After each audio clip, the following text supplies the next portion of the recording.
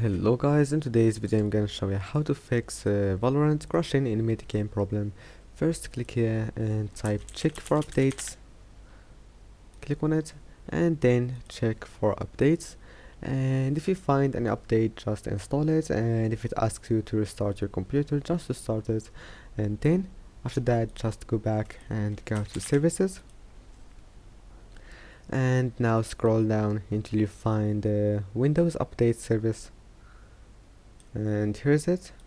Now double click on it and then make sure click here stop, and now wait a few seconds and startup type make it disabled. Now click apply and OK, and after that click here and go to task manager.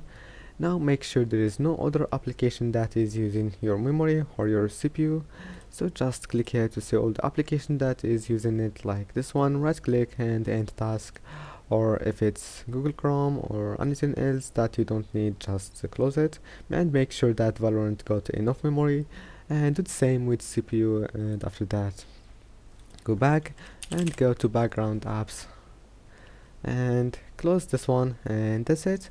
Now your problem must be fixed, and that's it for this video. If you like this video, don't forget to like and subscribe, and see you in the next video.